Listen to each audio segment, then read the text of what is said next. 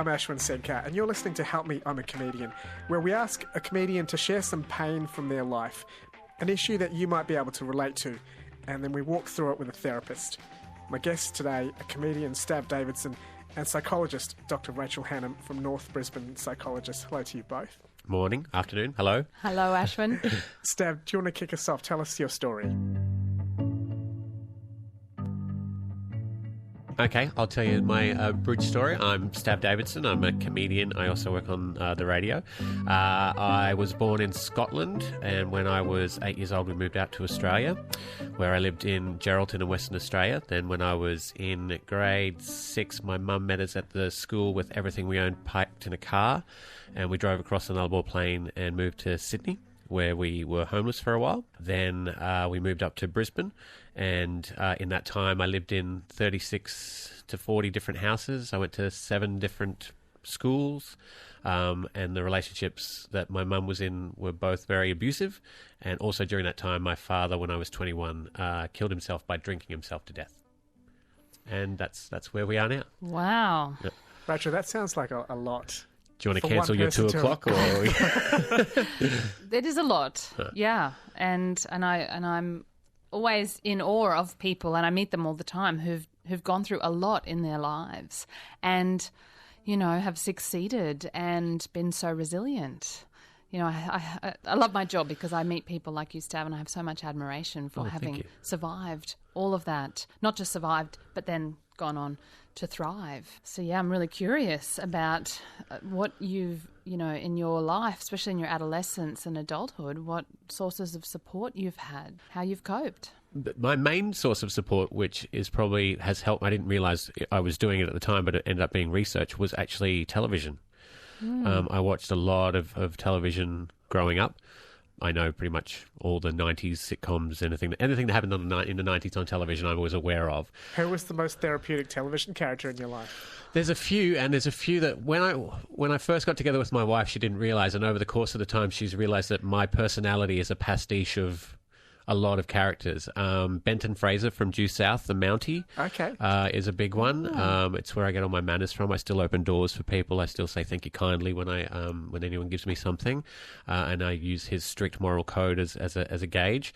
Chandler Bing is probably another one, which is why I'm here. And David Letterman was a big influence as well. But I've worked, in thinking about it, because, you know, as you get older, you sort of reflect. I think it was the regiment of it that I liked. Like, you knew when a show was on. This was back in the day before you could binge and watch them whenever you wanted. It was the structure of it and knowing that they were on every week at that time, and that gave me some sort of structure in my life when there was no structure anywhere else. Yes. So. Out of the bits that you recounted and maybe other things you haven't said, what do you think had the most impact emotionally? What was the biggest sort of sock in the emotional guts for you? Can you remember? I think probably the moving around so much was the toughest. I was very shy anyway. Right. And then to continually have to restart at new schools and things. And then also it got to the point where I wouldn't make friends because I'd know in 6 months we'd be packing everything up and moving again, so there wasn't much point in forming any relationships. And even now I've bought a house and I won't move.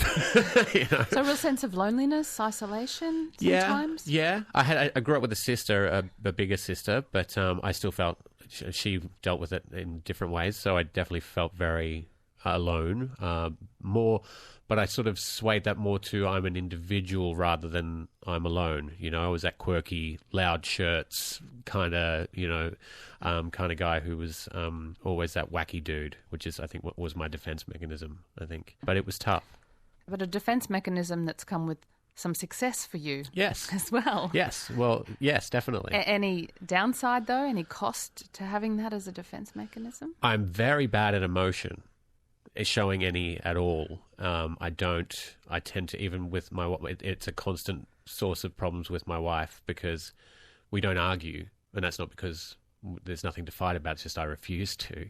You shut down. Yeah, I do completely. Get very quiet. Most people say I'm a sulker, but I'm not sulking. I'm just refusing to engage emotionally with you, I think. Mainly because I saw growing up how that in my life it ended up yelling and screaming and every glass in the house being smashed and things like that. So I don't want to open that up. You don't want to go there. No. You don't want to go back there. Yeah, and I also see that all the things that you're arguing about are just little things that don't really they're not really important things in the long run anyway. But does that have a cost to your emotional connection with your wife at times, or what does she say about it? She wishes that I was more open and more, at least communicative about things, because even if there's something going on, I won't tell her. And she may find out when it comes out in other ways. Like when you say something going on, you mean if you're struggling with something or feeling down? Or you don't open up and talk about that? No, I don't. But she can sense it. Yes, she can. Yes. And she tries to sort of probe you or prompt you to talk about it. Yeah. And is it that you don't know how to talk about it, or you're too scared to talk about it? Both, I think. Yeah. I don't know how to do it without it going to 110%. And I don't like that feeling as well. So... Will you sometimes open up a little bit or just not at all? Generally not at all. Mm-hmm. Generally not at all. Maybe a little bit. Maybe to certain other people, I'd probably open up a little bit more, but not... Yeah, most people would say I'm a pretty closed book. So. Is it because you don't want to feel the intensity of the emotion, and if you start talking about it, it's going to start coming up inside you, and that's overwhelming? That can be it. Too much. I also don't like to... show it, not weaknesses, but I'm sort of the guy that just goes through everything. You don't want to be vulnerable. Yeah, I think so.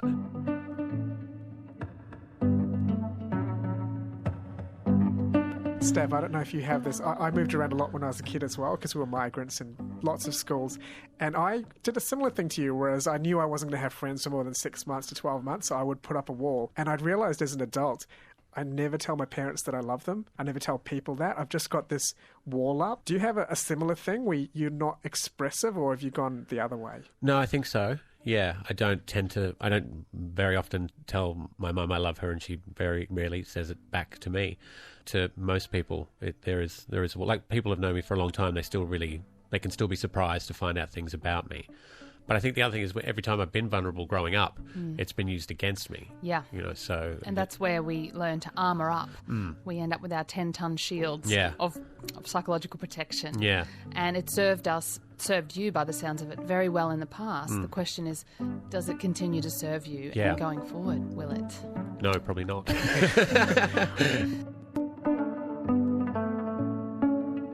What do we do, Rachel, if we're not naturally vulnerable, open people? What are some ways to open up? Well, first of all, I would say absolutely respect yourself and honour your defence mechanisms.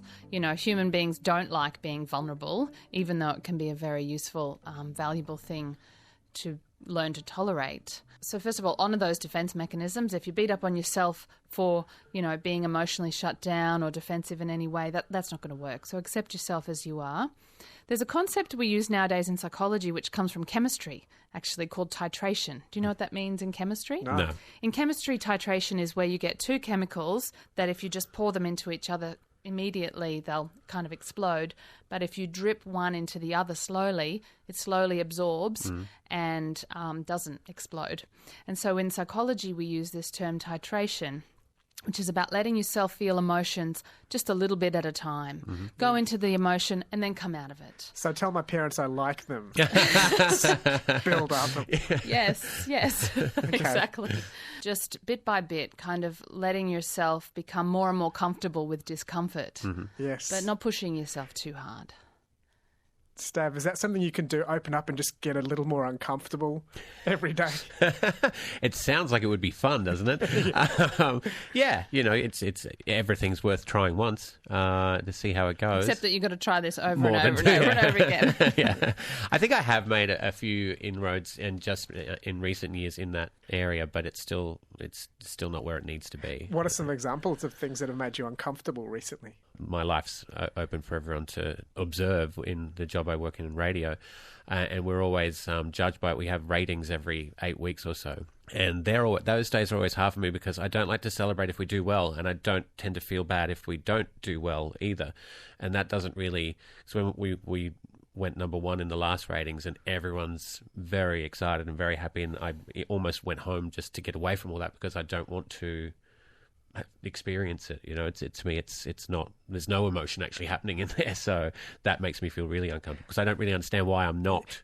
You're a comedian as well, though. Do you feel the same way when you're on stage, that you can't celebrate the good gigs too much because then when the bad gigs happen, you'll have the same attachment to it? Completely, yes, and that's exactly what I say. If I was happy every ratings we did well, then every ratings we did badly, I should be miserable, and that's every 4 weeks. I'm going up or down. Yeah, you know? and Rachel, that sounds to me like Zen. That's quite a Zen Buddhist attitude. Is there a problem with not fully feeling the joys and the pain? Everybody's different in this regard. My question is always, is it because you've kind of gone numb, or is it because you're genuinely pretty philosophical and calm? I think it's the second. I have a tattoo of it on my body. One of my favourite quotes is Bruce Lee, be water, my friend. You put water in the cup, it becomes the cup. You put water in a jar, it becomes the jar. That's how I try to look at everything, which I think I've done also because it helps with the emotional side of things, because that way you can stay sort of on either side of the emotion. Equanimous, I think the Buddhists call it. Oh, Yes. There you go. Yeah, on that even sort of keel, you know, neither kind of being, you know, hugely affected by the high highs or the low lows, and kind of keep going. Yeah, which can seem strange to people though. If something really genuinely excitingly good has happened and you're not feeling the emotion that they are, it sort of makes Is people your uncomfortable. wife like you in this regard? No. More emotionally kind of up and down? Yes. Yeah. Because some people can't do what you're describing. You know, I think of friends and clients of mine who will cry very easily. I'm a bit like that myself, you know, and even if we try to be stoic and very zen, you know, some of us are just more sensitive, right? That's fair enough. And working with that as well. You know, Yes. everybody's different. I'm like the same when I watch the Broncos. I can't celebrate tries because they're not that exciting to me, but everyone around me is celebrating. Yeah. I was like, okay, it's time to pretend like you're excited. Put your hands Is up. that because you just don't love football as much as they do? Actually? Well, that could be it.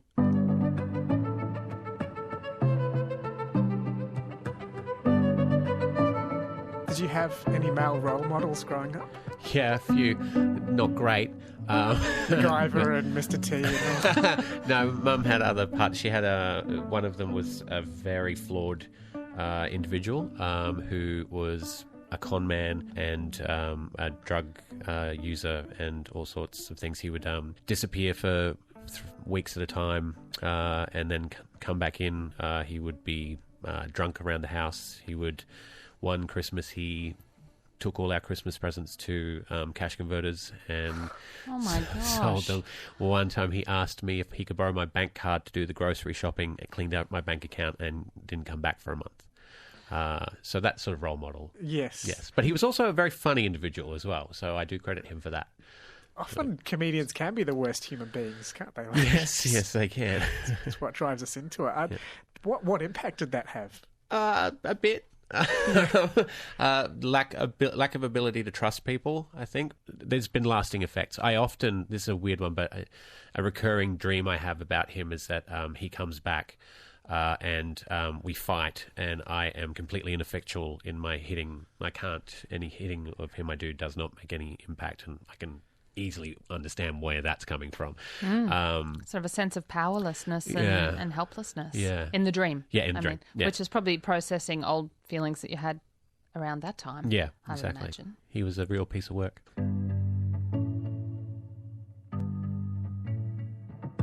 Rachel, if we're in that position where we don't trust people anymore, what's a good way to develop that again? Go to therapy. You're biased. You have to say that. I do. It's one of the first needs that we experience when we're very, very little and come into the world. It's sort of almost like one of the first most primal questions we have before we can even think in language is the world trustworthy? Can I trust? Erik Erikson's first stage of development from 0 to 2 is trust versus mistrust. Mm-hmm. You know, is the world a safe place? And so it's that kind of primal and that kind of core for us. And then our experiences, as you've described, Stav, become experiences where we learn the message is you can't trust. You know, people are not trustworthy. Or for some people it might be men are not trustworthy or women are not trustworthy or I can't trust myself might be another message people get along the way. And these are distorted beliefs because, and they're generalizations, because, of course, the reality is we can learn to trust ourselves. Some people are trustworthy, and we want to become discerning rather than naive or cynical. We want to find that middle ground of discernment where we can trust ourselves to discern whether or not we should trust and how soon.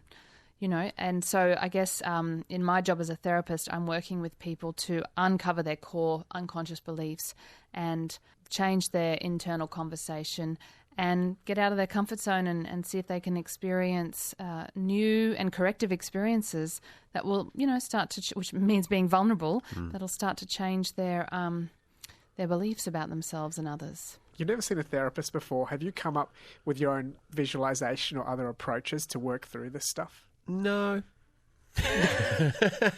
but I don't know. I'm of the belief, like, I often say to people, because when I do tell any portion of my story, everyone's like, wow, that's insane. But to me, I've got a friend who grew up on one street in a large house with parents that were rich and has never worried about that sort of stuff.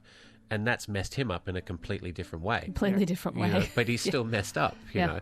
And so everyone's story is their story. And it can be that you come from privilege and you've never had to work a day in your life. But that can do as much damage as what I've been through.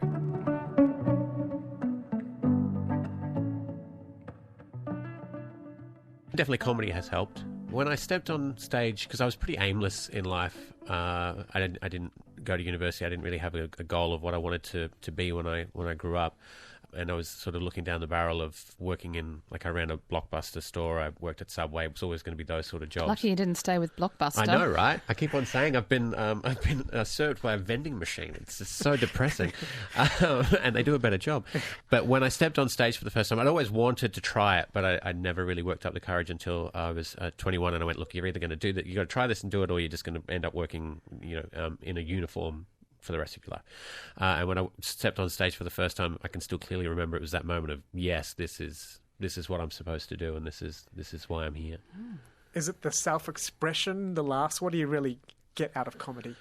I think, just the ability to make people laugh. I enjoy. I remember in school, I would go home and seriously think how good a day I had, depending on how many people I made laugh or how funny I was that day, not depending on how well I did in class. Yeah. If I go to another country where I don't speak the language, and this sounds terribly ignorant, I know, but I went to France and I went to Korea, and if you take away my ability to say something witty after you've said something to me, I'm completely lost, and I feel it's like an out-of-body experience for me, and I don't like it at all. I'm the same when I go back to India, because my Malayalam is not that fluent, so I just have to say things like, oh, can you pass the peace? Yeah. My name is Ashwin. Yeah. How are you? And it's like, I'm not that person. No. I swear I'm not that person. Yeah, it's really disenfranchising, I think, if that's the right term, from your own personality, and I don't like it. You just have to do more slapstick. When I go overseas, I'll carry like pies with me in case of emergency. Banana peel. Yeah, it's universal. Do you think of yourself as a resilient person, Stav, when you look back over your life? No, I figure it's just what happened, and I guess I could have turned out very different and completely collapsed under it, but no, it's just me. I'm not very big on self-reflection. I want to tell you, though, that I think it's a natural strength of yours. And here's what I've learned about natural strengths of human beings is you don't realise it's a strength when it's a natural strength. Because you're just so in it. You're like the fish in the water going, what ocean? You don't see it. Mm-hmm. So you don't realise that actually it is, unfortunately for you, your kind of psychological flexibility and resilience seems to me to be a natural strength. Which is lucky, I guess. It's really lucky. Yeah. Comedian and radio presenter Stav Davidson and psychologist Dr. Rachel Hannon from North Brisbane Psychologists. Thanks for coming in. Oh, thank you for having me. Thanks, Ashwin.